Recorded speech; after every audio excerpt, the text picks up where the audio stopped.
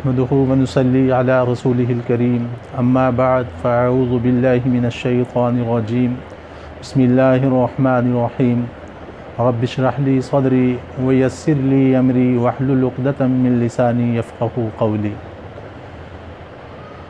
सामीन किराम, हमारी गुज़श्ता से पेवस्ता गुफ्तगू हो रही क्लोंजी को डिस्कस किया।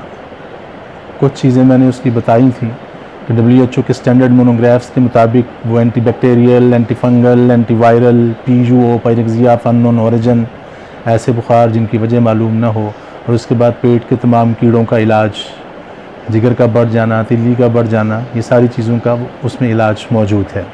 ये मैं नहीं कह रहा, WHO कह रहा है। WHO के स्टैंडर्ड मोनोग्राफ्स में ये बात मेंशन है, वहाँ से इसको स्टडी किया जा सकता है। अब अगली बात यह है कि मैंने कहा था इसमें कुछ थोड़े थोड़े टॉक्सिक लोकोसाइड्स भी पाए जाते हैं। इसमें एल्ब्यूमिन है, अदर बहुत सारे बेनिफिशरी वाइटामिन्स भी मौजूद हैं, और इंतहाई इवन डॉक्टर सलीम ज़ुमान सिद्दीकी, बड़े मारूफ साइंटिस्ट थे, पाकिस्तान के वफ़ात पा गए, उन्होंने भी इस पर काम किया। उन्होंने कहा इसमें कुछ ऐसे अल्लाह ने अज्जा रखे हुए हैं, ऐसे इंसान के लिए जो हमारे एसेंशियल्स वाइटामिन्स हैं वो भी क्लोंजी में मौजूद है। क्लोंजी में प्रोटीन भी मौजूद है, और जहाँ तक ऑयल्स की बात है तो इसमें वोलेटाइल ऑयल भी है और लिक्विड ऑयल भी मौजूद है।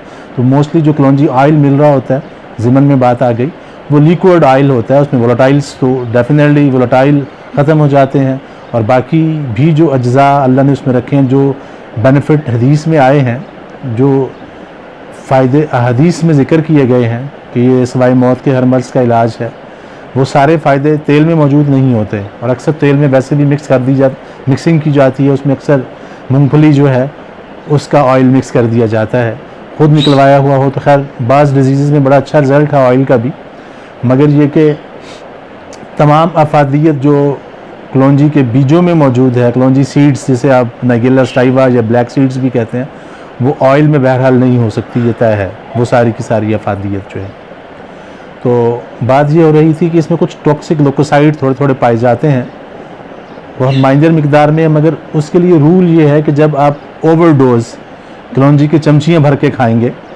बड़ी चमची भी खाएंगे तो ये ओवरडोज है।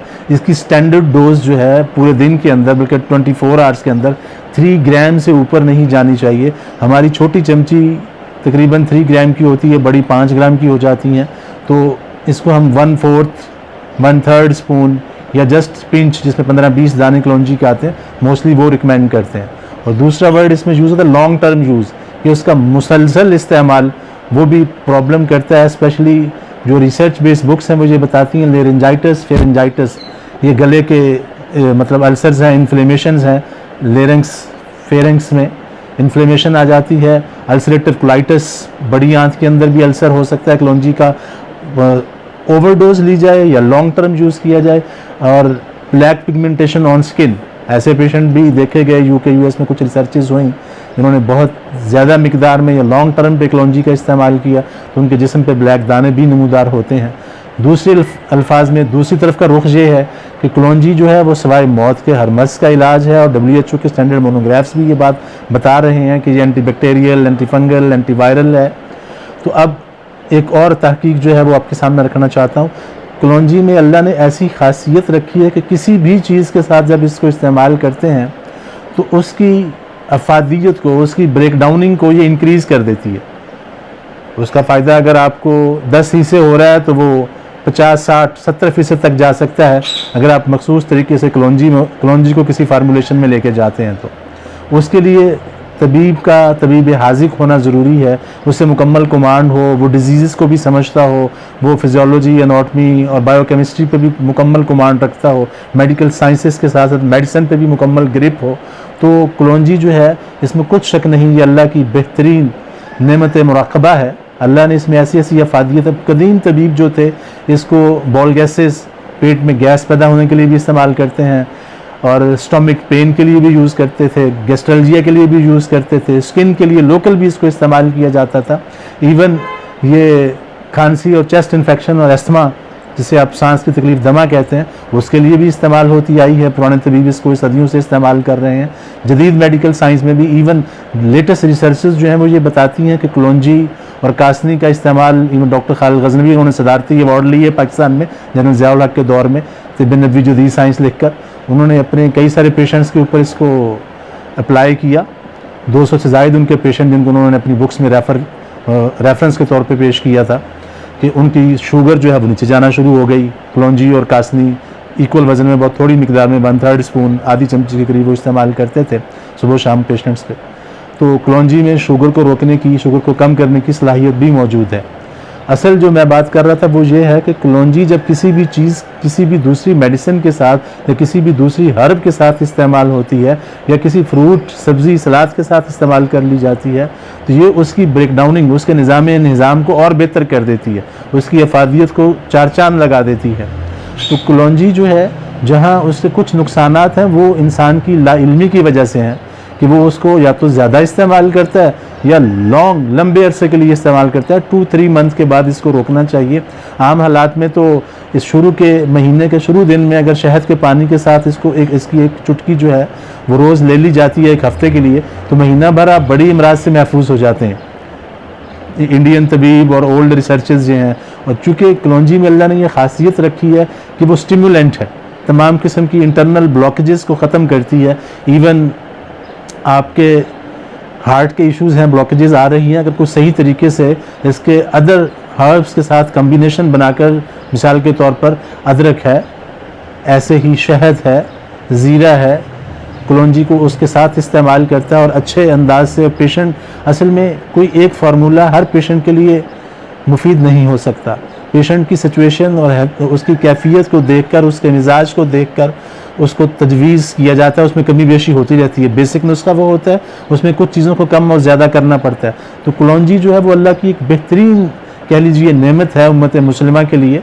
ख़ास तौर पर मैं इस बात को भी रिलेट करूँ इस बात से, आजकल चूँकि कोरोना का बड़ा ज़ोर दौरा है, डिफरेंट रेसिपीज़ सामने आती हैं।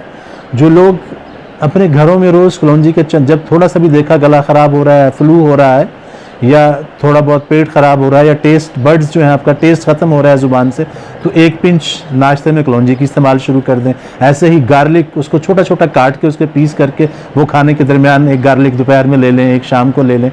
5-7 डेज़ 15 डेज़ तक उसको इस्तेमाल करें, फिर छोड़ दें।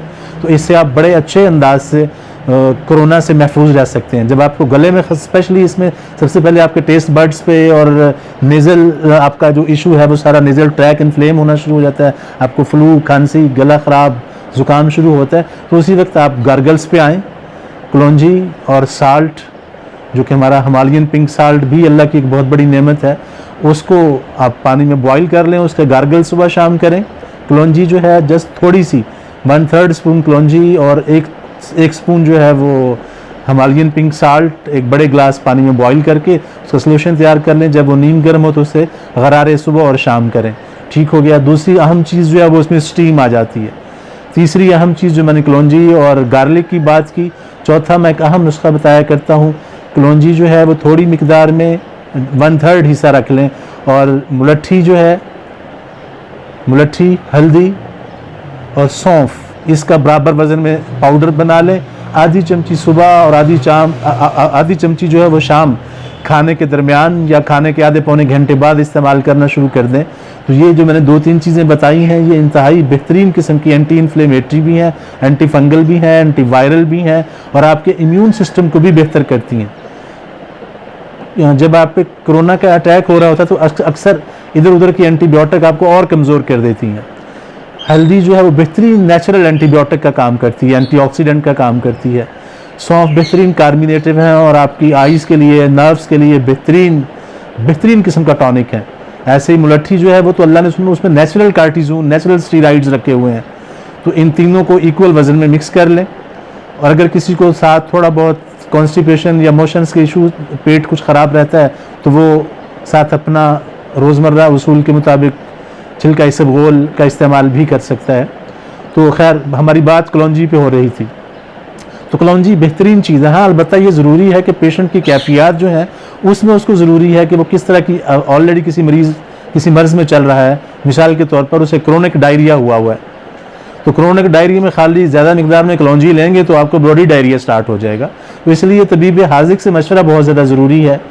तो मेरे फ़ोन नंबर स्क्रीन पे दे दिए जाएंगे, आप मुझे कॉल करके पूछ सकते हैं कि इस मर्ज़ में मैं क्या लूँ। मैं इंशाल्लाह विदाउट एनी चार्जिंग मैं अपनी सर्विसेज इंशाल्लाह उम्मत मुस्लिमा को दूंगा कि इस मर्ज़ में, इस सूरत में ये चीज़ इतनी खाई जाए, ये ना खाई जाए, ये इसके लिए मुफीद है, ये इसके लिए मुफीद नहीं है।